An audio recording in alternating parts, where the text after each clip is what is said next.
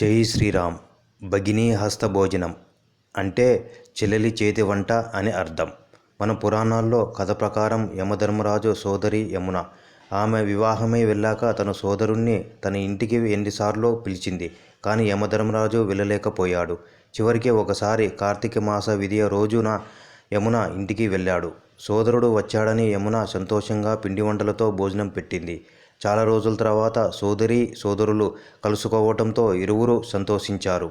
ఆ సంతోషంతో యమధర్మరాజు యమునని ఏదైనా వరం కోరుకోమన్నాడు. వాళ్ళు దేవతలు గనక వారు కోరే వరాలు కూడా జనప్రయోజనాలుగా ఉంటాయి. ఆమె కార్తీక శుద్ధ విధియ నాడు లోకంలో ఎక్కడైనా సరే తన సోదరి ఇంటికి వెళ్ళి భోజనం చేసిన సోదరులకి ఆయురారోగ్యాలు ప్రసాదించమని అడిగింది. ఈ కోరికకి యమధర్మరాజు సంతోషించి చాలా వేడుకగా జరుపుకున్న వారికి అపమృత్యు దోషం అంటే అకాల మరణం లేకుండా ఉంటుంది. ఆ సోదరి సౌభాగ్యవతిగా ఉంటుంది అని వరాలిచ్చాడట. జై శ్రీరామ్, జై హనుమాన్.